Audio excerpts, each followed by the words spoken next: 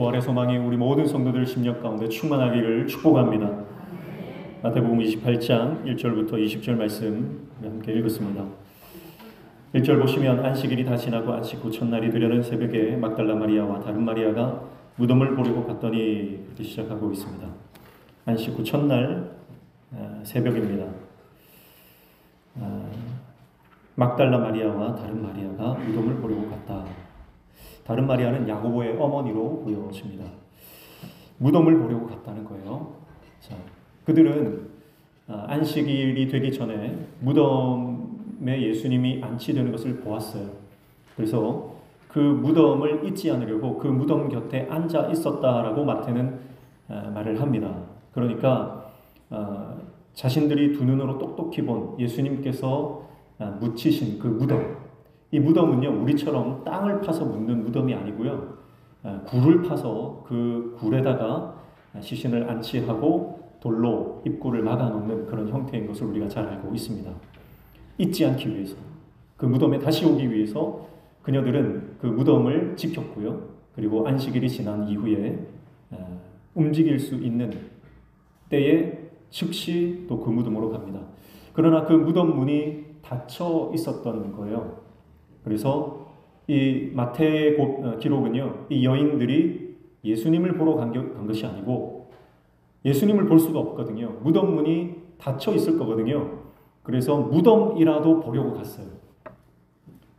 여러분, 이것이 이 여인들이 예수님을 얼마나 사랑했는가를 보여주는 겁니다. 여러분, 우리는 코로나를 지나면서요, 교회에 오고 싶어도 교회에 못 나왔던 적이 있지 않습니까?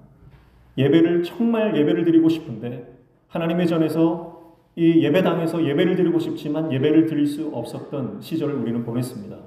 그때 많은 성도들이요 울면서 예배당에 들어오지 못하니까 교회 바깥에서, 교회 마당에서 기도하고 울다가 간 성도들이 많이 있습니다.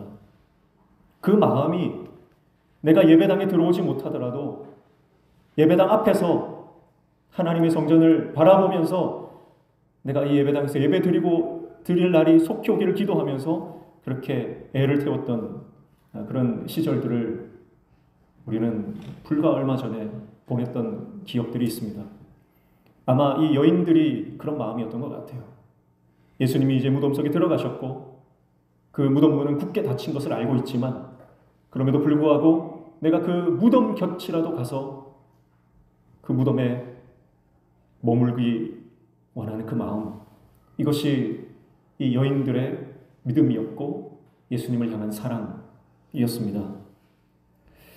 그러나 그들의 이 마음은요, 하나님의 놀라운 계시와 역사로 보상받습니다. 어떤 일이 일어납니까? 2절 보십시오. 큰 지진이 나며 주의 천사가 하늘로부터 내려와 돌을 굴려내고 그 위에 앉았는데, 무덤이라도 보려고 갔는데 큰 지진이 일어납니다. 그리고 천사가 현현합니다. 그리고 돌을 굴려냅니다. 그리고 그 위에 앉아 있어요. 무덤 문이 열리는 역사를 봅니다. 자신들의 힘으로 도무지 열 수 없었던 그 무덤 문이 열리는 하나님의 임재의 현장, 하나님의 역사의 그 장면을 눈으로 목격하게 되는 것입니다. 여러분, 이것은 바로 하나님께서 예수 그리스도를 부활의 승리로 이끄시고 이제 모든 사망의 권세가 예수 이름 앞에 굴복하는 순간이고요, 새로운 창조의 역사가 일어나는 아침이고 새로운 시대, 새로운 세상이 열리는 순간이라고 볼 수 있는 것입니다. 그리고 그 장면의 목격자는 누굽니까? 바로 여인들이었다라고 하는 것이죠. 태초에 하나님께서 천지를 창조하시고 처음 등장했던 사람이 남자였다면 새 창조의 역사 가운데 처음 등장하는 사람은 여인들이었습니다. 마가복음에서는 그들이 예수님께 향품을 바르기 위해서 무덤으로 출발했다라고 말하고 있습니다. 예수님을 향한 애절한 사랑, 마지막 그 몸에 향품이라도 발라드리고자 하는 그 사랑으로 무덤 문이 닫힌 줄 알면서 아무런 대안 없이 출발했던 그 여인들, 논리적이지 않고 합리적이지 않았지만 그러나 그들의 절절한 마음은 계산 없이 주님께로 향하는 발걸음이 되게 한 것이죠.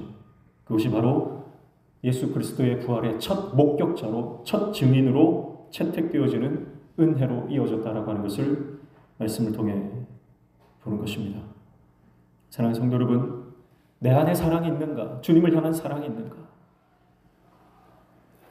하나님께서 세우신 교회를 향한 사랑이 있는가?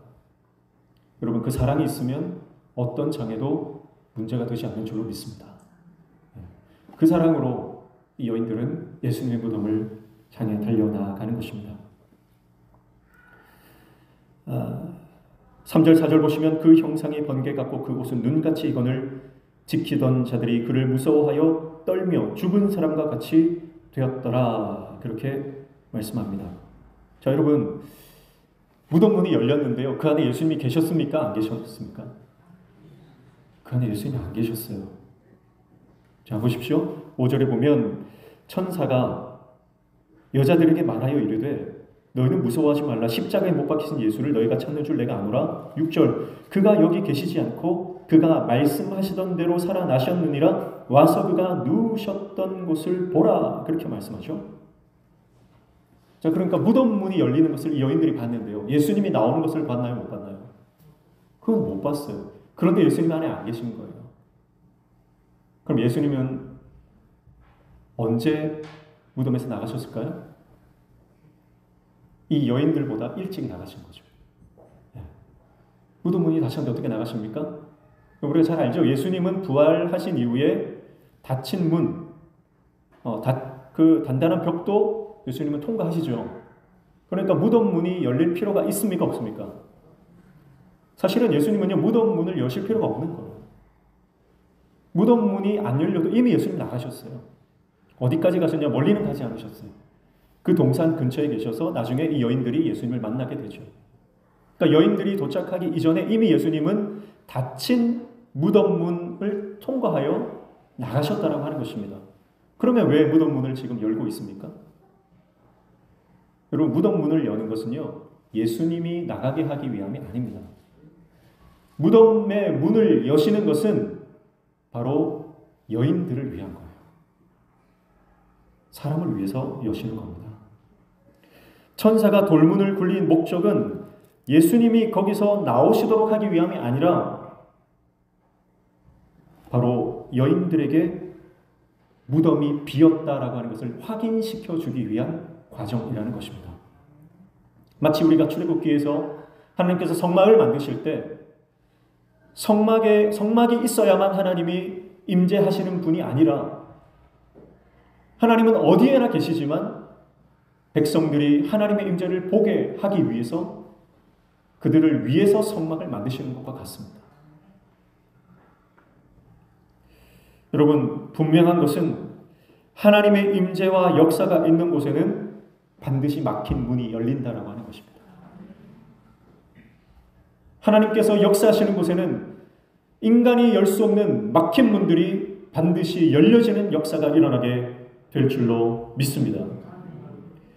이 돌은요, 여인들이 옮길 수 없는 돌입니다. 그리고요,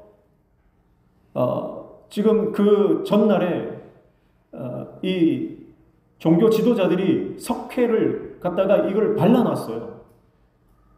도구를 하지 못하도록 완전히 인봉을 했다 그랬죠.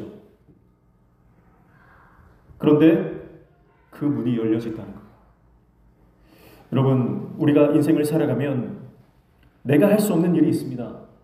내가 풀 수 없는 문제가 있습니다. 내가 해결할 수 없는 너무나 커다란 문제 앞에 우리는 서게 됩니다. 그러나 하나님의 역사가 있는 곳에 그 문들이 열려지는 놀라운 은혜가 일어나게 되는 줄로 믿습니다. 우리 삶의 모든 막혔던 문들은 하나님이 열어주십니다. 그래서 주님을 바라봐야 되는 것. 그래서 이 빈 무덤은요, 이제 새로운 시대가 시작되었다라고 하는 것을 이 여인들에게 알려주는 거예요. 예수님은 이제 부활하셨고 사망의 권세를 이기셨고 이제 율법의 시대가 아니라 은혜의 시대가 시작되었다. 죽음에서 생명으로, 어둠에서 빛으로, 땅에서 하늘로 옮겨가는 새로운 시대가 시작되었다라는 것을 말씀하고 있는 것입니다. 빈 무덤을 통해서 이제 사단은 패배했고 예수 그리스도가 승리했음을 보는 거예요. 마귀는 지난 금요일 예수님이 십자가에서 달려 돌아가실 때에 그때 자기는 승리했다라고 그렇게 생각했을 겁니다. 그리고 축배를 들었겠죠. 그러나 부활의 아침 사단의 그 자는 패배의 승자로 바뀌게 됩니다. 여러분, 마지막에 웃는 자가 승자입니다. 빈 무덤은 예수님의 궁극적 승리를 선언하는 장치로서 이 여인들에게 보여지고 있는 것이죠. 7절에 보면 또 빨리 가서 그의 제자들에게 이르되 그가 죽은 자 가운데서 살아나셨고 너희보다 먼저 갈릴리로 가시나니 거기서 너희가 배우리라 하라. 보라 내가 너희에게 일렀느니라 하거늘. 자, 이제 이 여인들에게 제자들에게 가서 이 사실을 알려라. 이렇게 임무를 부여합니다. 8절에 그 여자들이 무서움과 큰 기쁨으로 빨리 무덤을 떠나 제자들에게 알리려고 다름질할세. 그렇게 말씀하고 있죠. 여러분, 당시의 여인들은요, 증인으로서 인정되지 않았던 사람들입니다. 여러분, 부활이 만약에 꾸며낸 이야기라면, 부활이 가짜라면, 여러분, 이 성경을, 책을 쓸 때 좀 더 신빙성이 있고 증인으로서 채택될 만한 사람들을 끌어다가 썼겠죠. 그런데 이 마태는요, 처음 예수님의 부활을 목격한 사람들이 여인이라고 하는 것을 있는 그대로 쓰고 있어요. 그것은 부활이 꾸며낸 이야기가 아니라 역사적 사실이기 때문에 일어난 일 있는 그대로를 기록하고 있는 줄로 믿습니다. 여러분, 예수님께서 부활하셨다고 하는 사실은 뭘 말하는 겁니까? 죽음이 끝이 아니라는 겁니다. 예수님이 부활하셨다면 예수님이 부활의 첫 열매가 되셨기 때문에 우리도 반드시 부활의 사건으로 우리는 경험하게 될 줄로 믿습니다. 그래서 이 세계는 눈에 보이는 세계와 눈에 보이지 않는 세계가 있습니다. 육적인 세계가 있고 영적인 세계가 있습니다. 분명히 이 영적인 세계가 존재하고 그리고 부활의 놀라운 역사가 펼쳐진다고 하는 것입니다. 여러분, 예수님을 4대 성인 정도로 생각하지 마십시오. 예수님은 하나님이시며 사망의 권세를 깨뜨리고 승리하신 구원자이신 줄로 믿습니다. 이제 그 감동과 감격을 가지고 이 여인들은 제자들을 향해 뛰어가는 것입니다. 그때 예수님께서 이 여자들을 잠깐 만나 주시죠. 9절입니다.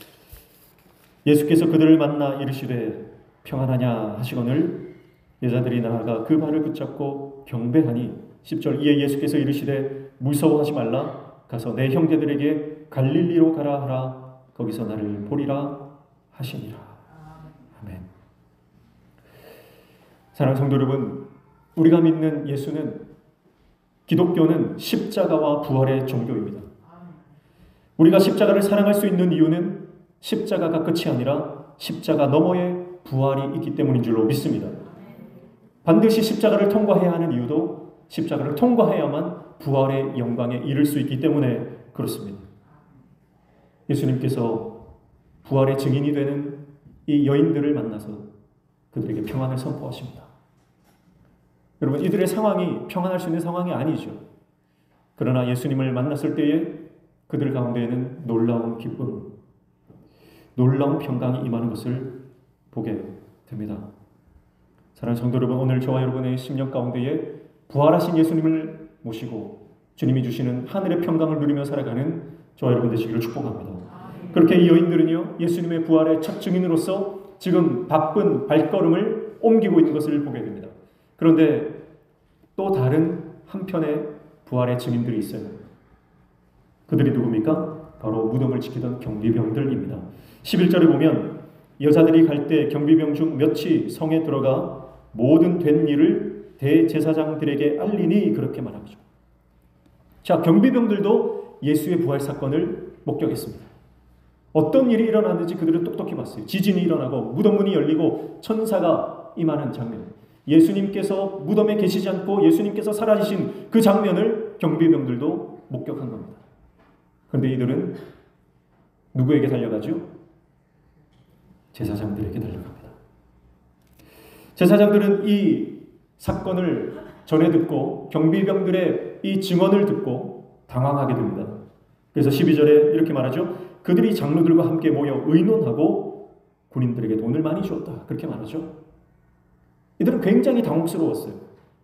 왜냐하면 이 경비병들이 거짓말할 리가 없거든요. 이 경비병들은요, 자기들 수하에 있던 사람들입니다. 그러니까 제사장들에게 충성을 하던 이 경비병들이 거짓 보고를 할 리가 만무합니다. 그것을 알고 있습니다. 그렇다면 이들의 반응은 어땠어야 됩니까? 지금까지 우리의 주장과 생각과 우리의 행위들이 잘못되었음을 깨달았어야 됩니다. 그리고 예수님이 부활하신 것에 그들은 믿음으로 반응했어야 됩니다. 그러나 그들은 지금까지 잘못 달려온 길을 돌이키지 않습니다. 그리고 돈으로 그 경비병들의 입막음을 하고 있는 것을 보게 됩니다. 13절에 이렇게 말하죠. 이르되 너희는 말하기를 그의 제자들이 밤에 와서 우리가 잘 때에 그를 도둑질하여 갔다 하라. 여러분 이거 얼마나 이게 넌센스입니까? 그렇게 철통 경비를 요구했고 삼엄하게 경계를 했습니다. 무덤 문을 아예 옮기지 못하도록 거기를 임봉을 했다고 그랬어요. 석회를 짓이겨가지고 도무지 이 문을 열 수 없도록 완전히 밀봉을 했습니다. 그런데 경비병들이 다 잠들었고 밤에 와서 제자들이 그 밀봉된 임봉된 그 문을 열어서 예수의 시체를 훔쳐갔다. 여러분 이거는 말이 안 되는 거예요. 그래서 15절에 보시면 이렇게 말하죠. 군인들이 돈을 받고 가르친 대로 하였으니 이 말이 오늘날까지 유대인 가운데 두루 퍼지니라. 그렇게 말하죠. 이거는 이 제사장들의 어리석은 행동이 계속해서 인구에 회자되고 있다라고 하는 뜻입니다. 여러분 우리가 살아가는 모든 삶의 행동, 결정들은요 내가 한 행동에서 끝나는 것이 아니라 반드시 나의 후대에 하나의 가르침이 됩니다.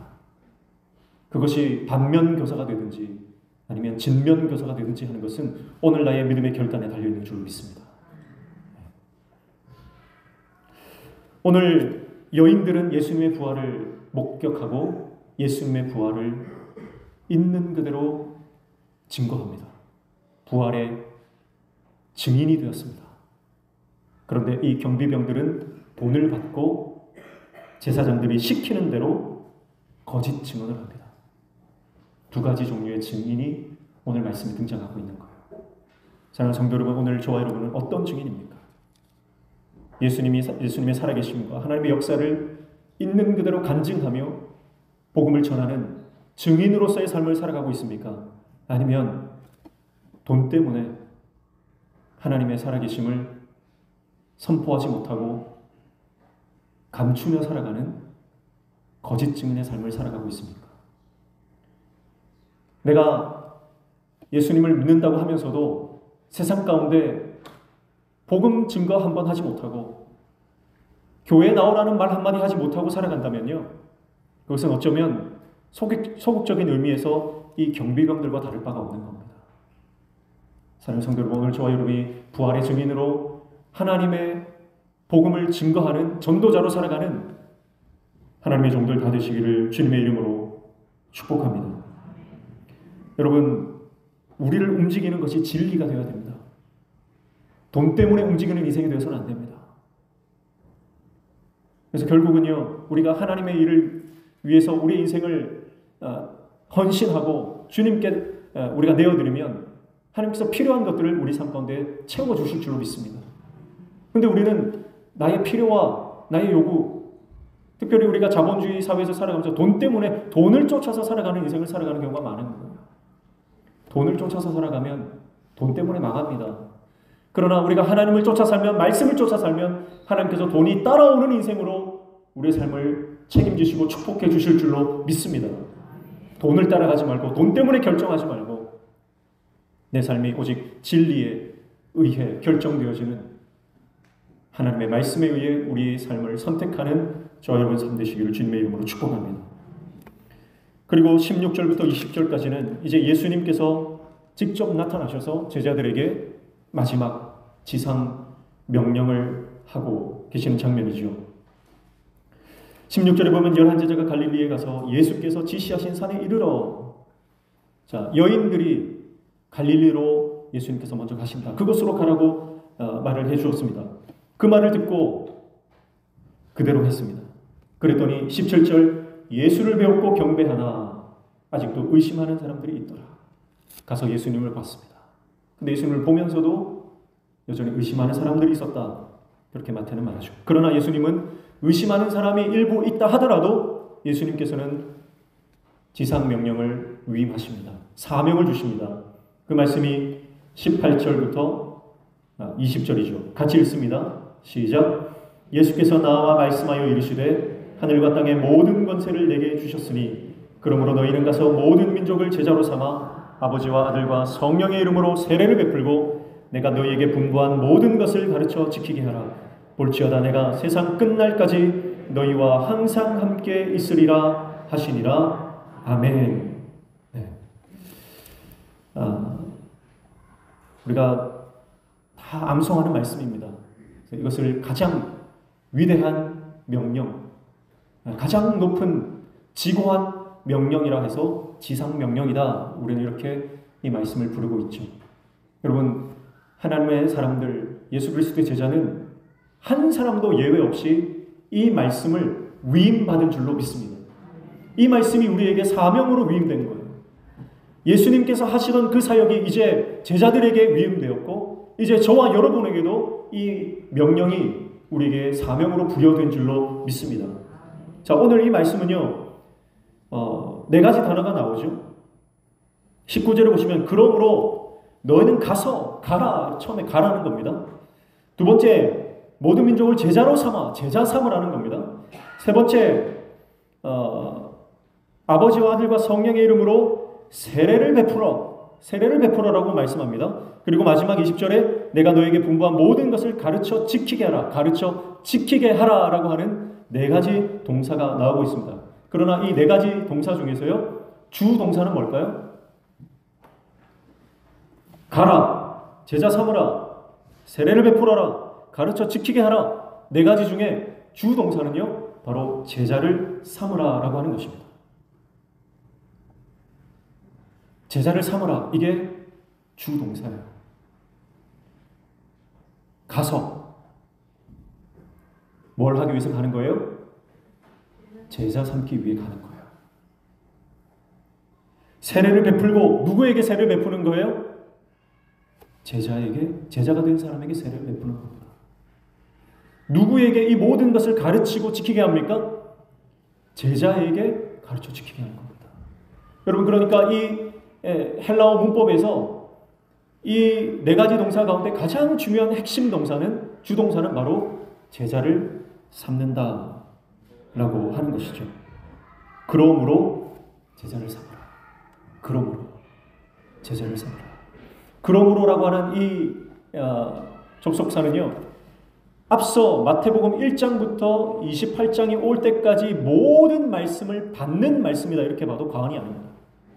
예수님의 나심과 예수님의 사역과 예수님의 죽으심과 예수님의 부활 사건, 이 모든 사건을 마태가 소개하고 말씀하고 난 이후에 그러므로 뭐 해라는 거예요?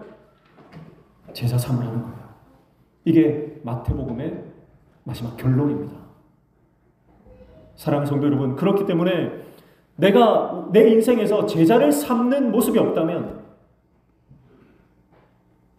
제자를 삼기 위해서 가는 모습이 없고, 제자 삼기 위해서 세례를 베푸는 모습이 없고, 제자를 삼기 위해서 가르치고 지키게 하는 모습이 없다면, 여러분, 우리는 말씀대로 살지 않는 것이다라는 거예요. 말씀대로 살지 않는 거예요. 여러분, 오늘 저와 여러분이 다 제자 삼는 예수 그리스도의 위대한 사명을 감당하는 하나님의 종들 다 되시기를 축복합니다. 예수님께서 12제자를 부르시고 그들을 제자 삼아 그들을 가르치고 그들에게 모든 권세를 이양하시고 위임하셨던 것처럼 오늘 저와 여러분도 예수님의 그 사명을 받아 나에게 주어진 많은 영혼들을 제자 삼아 예수님께로 인도하는 복음 증거의 삶을 살아가는 참된 제자 되시기를 주님의 이름으로 축복합니다. 사랑하는 성도 여러분, 교회는요 사실 그렇죠. 목회자의 어떤 영성, 목회자의 역량, 그것을 성도들이 사실은 뛰어넘기가 힘들다, 그런 말들이 있습니다.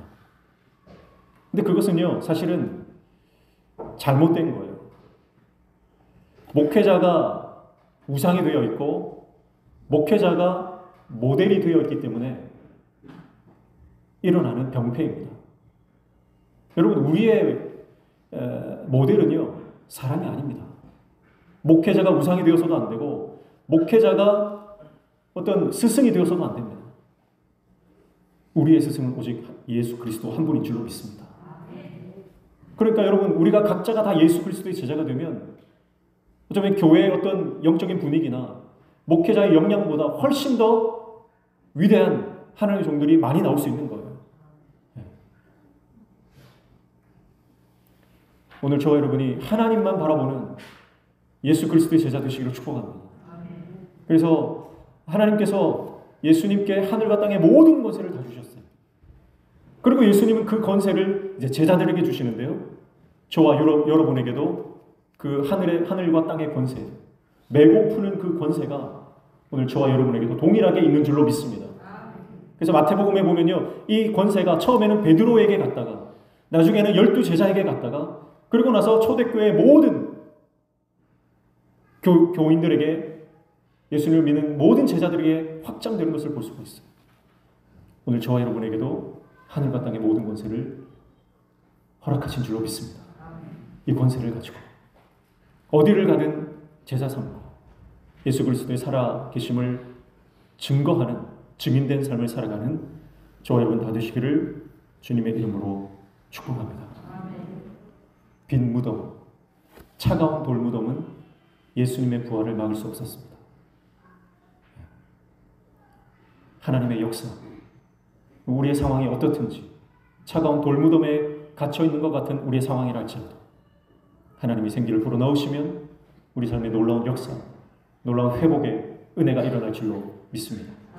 그 부활의 놀라운 능력과 역사를 가지고 저와 여러분이 부활의 증인으로 살아가는 복된 삶을 살아가는 저와 여러분 되시기를 주님의 이름으로 축복합니다. 기도하겠습니다.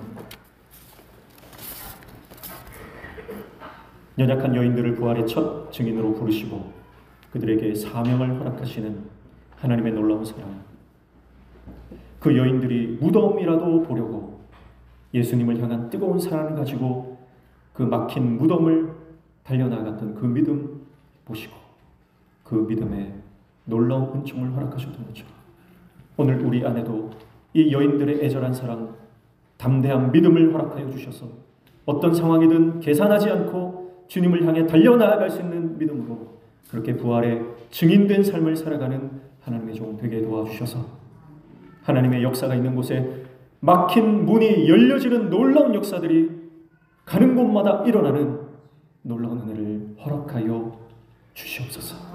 예수님의 이름으로 기도하옵나이다.